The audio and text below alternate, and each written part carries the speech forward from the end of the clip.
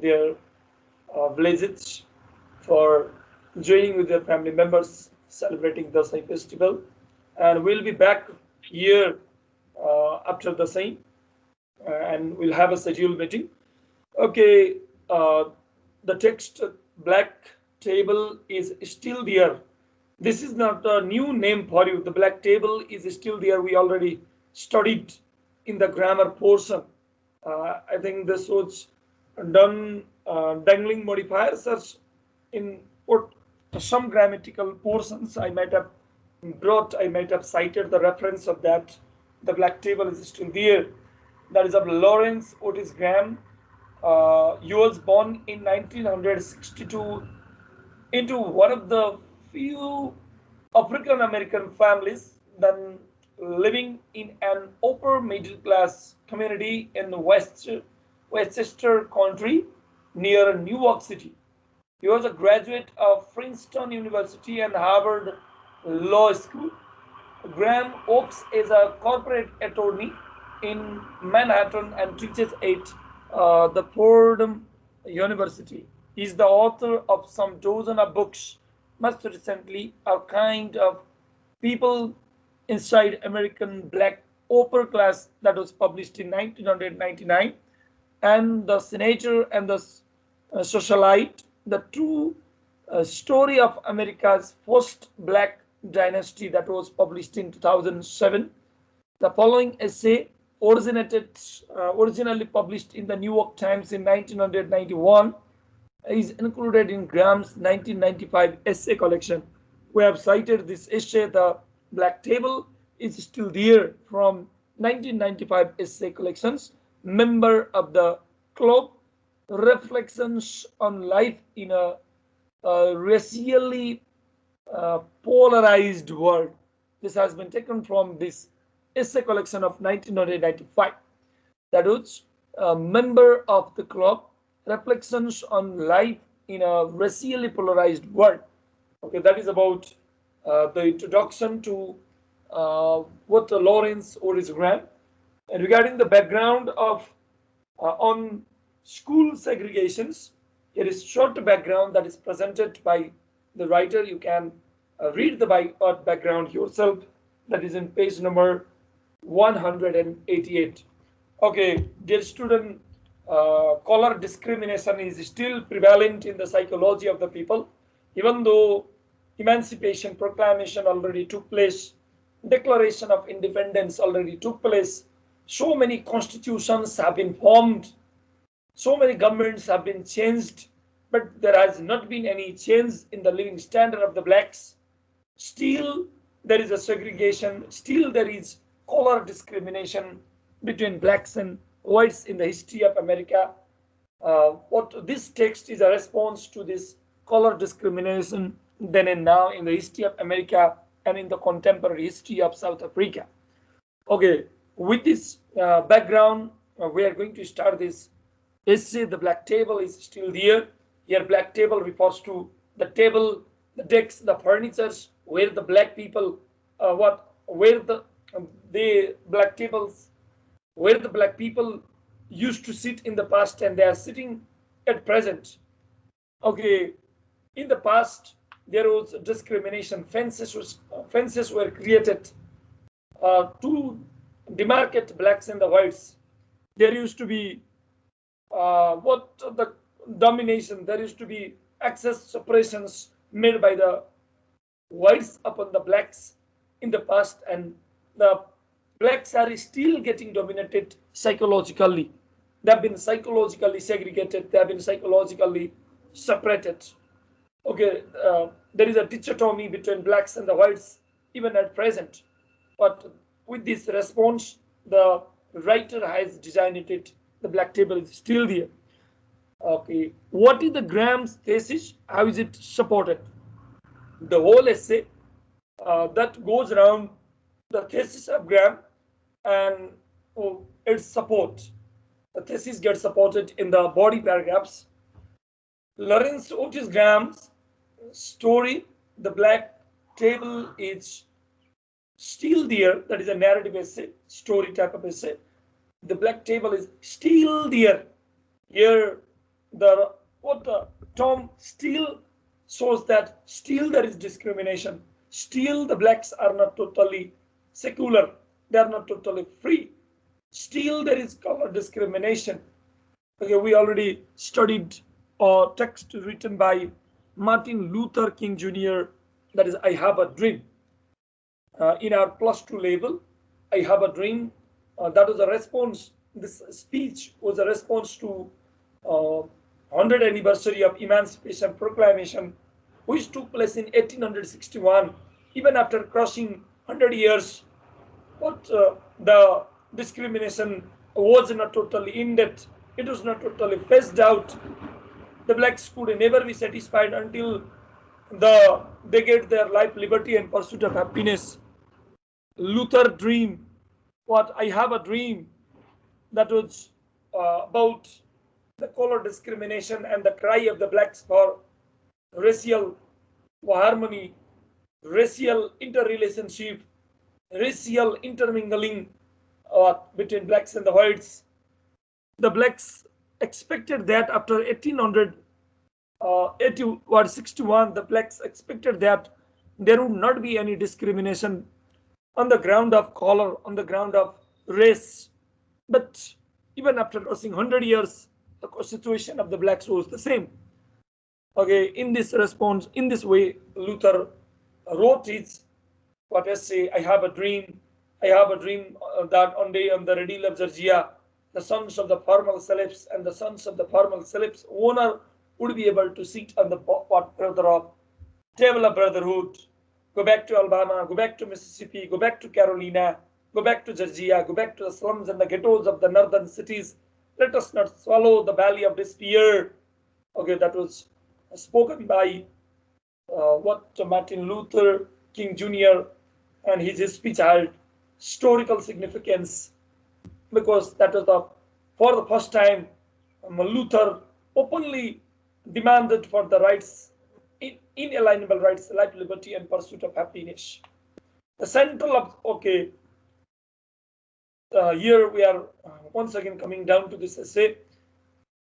The black table is still there, deals with the relation between his experience as a junior high school student. He used to study there as a junior high school student, in which he detached himself from sitting on the black table. Himself was black. He was black, but before 14 years, before he visited his school for the second time, it was 14 years interval of time. And whenever he was a junior high school student, he did not like to sit on the black table. Even though he was black, even though he was his origin was black, he could not like to sit on the black table because he wanted to get adjusted in the community of the whites. He did not like to create the racial gap between blacks and white. He wanted to seek the sort of easier adjustment there by means of detaching himself from the black table. Okay, for him, sitting on the black table is meant to seek for discrimination, seek for separation. But he wanted to create racial harmony. Because of that, he wanted to sit on the white table, not the black table. Okay, and he's revisiting to the school 14 years later, where he finds all the black table is still there along with other segregated table. Okay, even after 14 years interval of time, the black table was still there. That means the color discrimination was still there. The separation, the discrimination between black and white was still there even after crossing 14 years. He concludes that the time has changed, but there has not been change in the life of the blacks. There has not been change in the American culture even after crossing almost 2 decades. The central objective behind registering his anticipation or apathy. Anticipation means not participation, and apathy means not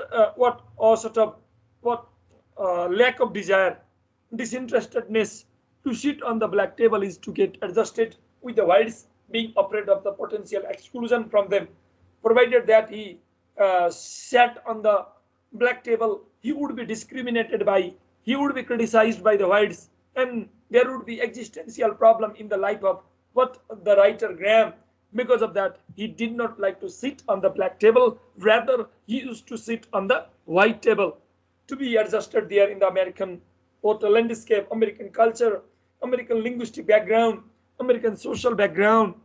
Okay, with this objective, he did not like to sit on the black table. Rather, he used to detach from the black table, and he went towards the whites and started speaking English fluently, and he started staying with them. The thesis of this sort of cause and effect essay is that the racial interrelations is superficial.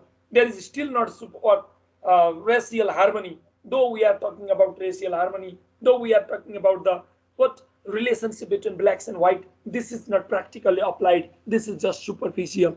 Dear student, this essay is very important in the part of what black and white dichotomy, black and white disharmony.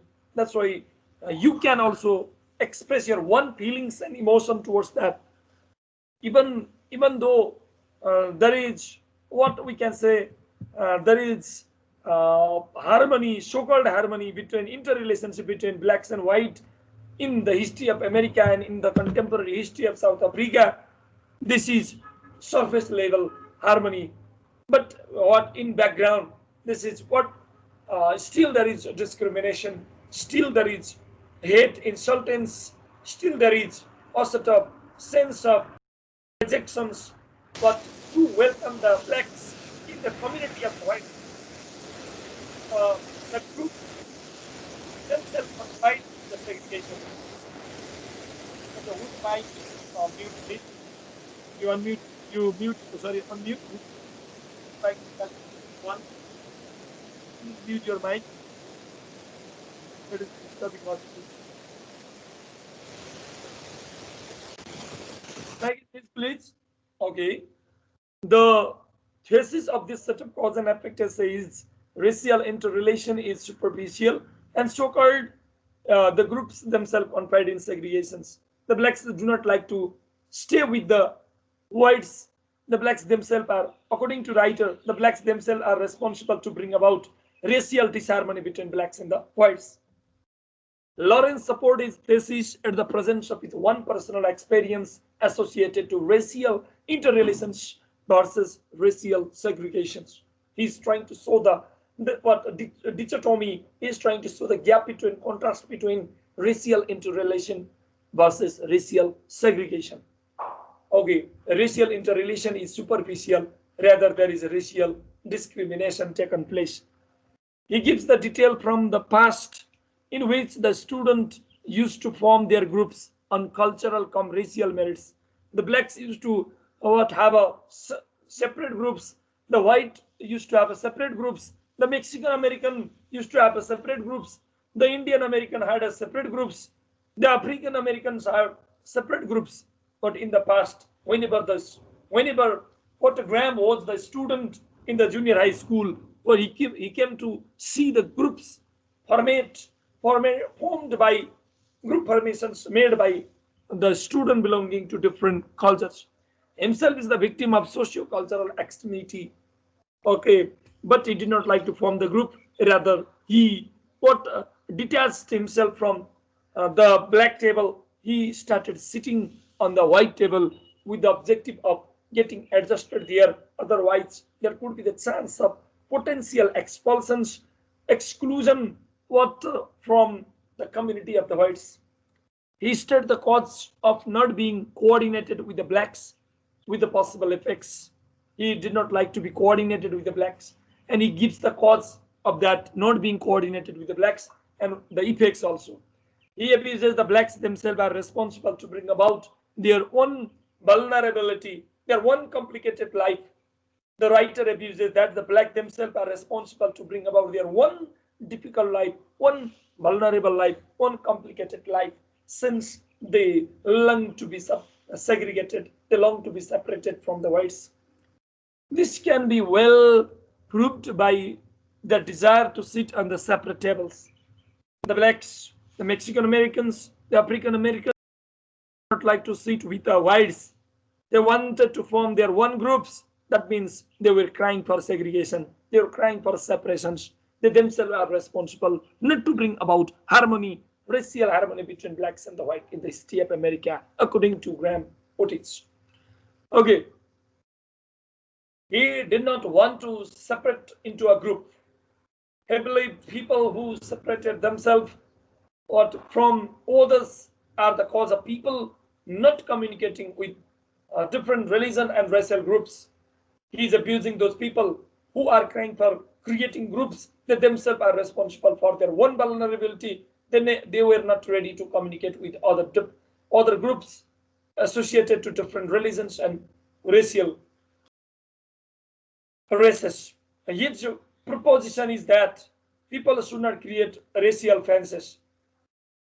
The writer's propositions, his proposal is that the people should not create racial fences, which brings intolerable humiliations and racial dichotomy, racial discrimination in the history of America and contemporary history of South Africa, and to some extent all over the world.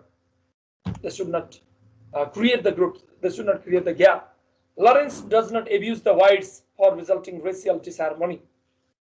Rather, he claims that the blacks' desire to be segregated is the principal factor behind the black-white discrimination. What is responsible to bring about discrimination according to Lawrence? What is Graham? According to Lawrence, the blacks themselves are responsible to bring about their own disharmony, racial disharmony. He feels proud for what he had done some 14 years back. What he had done? He had done what he did not like to sit with the blacks. Rather, he detached the black tables and he went to the whites. And he prayed. He feels proud of that. Not being confided on the black table, his adjustment with the white is defined as the racial tolerance-seeking endeavor rather than the anti-white and anti-black camping. Dear student, you have to conceptualize that. The writer detached himself, he dissected himself from what the blacks, rather he stayed with the whites, and this could be interpreted that it was the attempt for seeking racial tolerance, racial harmony. A concluding point we can develop from this cause and effect essay is that we must try to cooperate with all races all over the world rather than planting the seed of racial ego in our psyche. We must not plant the seeds of racial ego, but we must, we have to cooperate with all races all over the world. We should not create the discrimination. We should not create the gap between the cultures, between the religious groups, between the societies. The harmonized world can be constructed then after. If we want to create a world, then what we have to do? We have to try to cooperate with all the races. There must not be the feelings of disinterestedness, feeling of discrimination in our psychology. This is the text written by Lawrence. I think, dear student, you might have well understood, you might have conceptualized the essay, but the black table is still there. Okay, written by Lawrence Otis Graham. You might have well understood this. The racial harmony is so-called. People are talking about the racial harmony, but this racial harmony is only superficial. It is only outward, but inward. But if we go to the background, there is still discrimination. There is still detachment, being separated and separating others, being segregated, segregating and being segregated, insulting and being insulted. What all these things are going hand by hand simultaneously. Is there any problem regarding the black table is still there?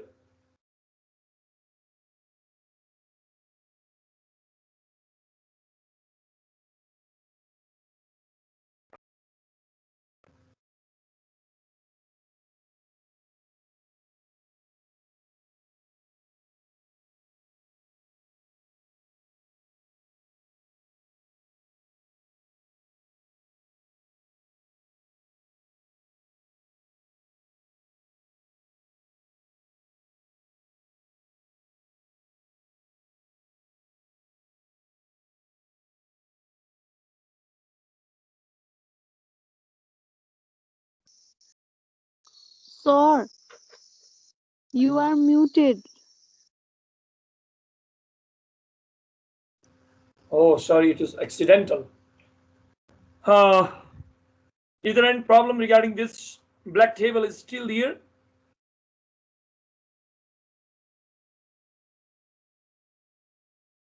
Okay, if you are clear about this, if you don't have any questions, then I like to jump into another one, skip into another text, that is why vampires never die. Gilambro, Del Toro, and Chokogan. Another text, the vampires.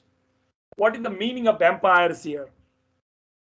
I think the students from science background, you might have well understood about the term vampires. Okay, the issue associated to ghost, monsters, spirits, that is vampire. But in science, vampire is the one which sucks the blood of other animal. I think this is vampire in what the literal meaning, but here we are talking about the literary uh, meaning of the term vampire, and we are going to analyze the term vampire in the words in the light of these two writers, Guillermo del Toro and Chokogan. Okay, these two writers, this what these two writers attempt to explore the necessity of including vampires even what in the present day literary writing. It means our psychology is totally not secular. Our psychology is affected by the subject matters of vampire to some extent.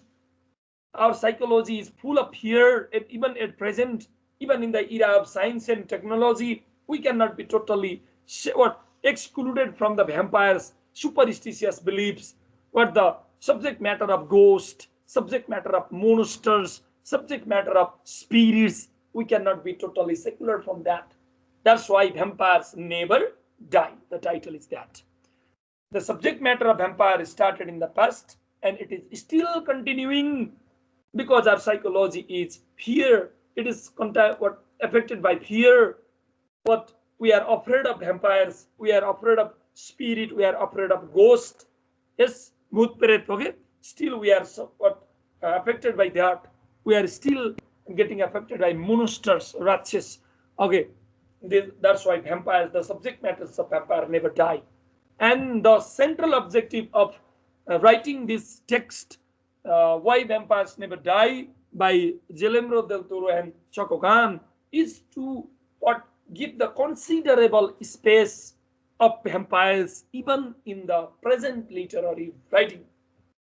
Okay, literature cannot be excluded from the issues of vampires. This is the subject matter. What is the essay's thesis? Is it explicitly stated? The thesis of this essay, entitled Why Vampires Never Die, a celebrated work of Guillermo del Toro and Chokogan, is not explicitly stated. The readers do not capture the main point the writers are making. Rather, we can comprehend the thesis out of selection of words, the style, and what the content presented here in the text. Anyway, they mean to state that the vampires have a long chain of history. This is the thesis here. The vampires have a long chain of history. Please note down this, whichever is in italics. This is the thesis of this text. The why vampires never die. The vampires have a long chain of history. They have become the parts of human life. Show their presence in human history is undiscardable. The subject matter of vampire is undiscardable. We cannot avoid the subjects of vampires, even at present, what which started from the antiquity, from the very past, even at present, our psychology is affected by the issues of vampires. We are getting afraid of the chances of so-called arrival of ghosts, monsters, spirits. Yes, that's why vampires will never die. Vampires never die and they will never die. There is no exact placement of the thesis in there, so we don't know that where the writer has put place the thesis, but we can we can comprehend this implicit thesis in such a way. The vampires have a long chain of history. They have become the parts of human life. So their presence in human history is undiscardable. And if you know the thesis, you can easily comprehend the essay. The reader asks to acknowledge the thesis going through the entire essay. The thesis statement of the essay can be elaborated in the light of cause and effect. The cause behind humans being along with the emerging technologies and not getting detached from the vampire is that vampires are forever surviving in whatever form since antiquity. My dear student, I would like to once again comprehend this. What line comprehend this point here is that even at the presence of science and technology, even we are getting affected by science and technology, we cannot be totally secular from vampires because vampires are forever surviving.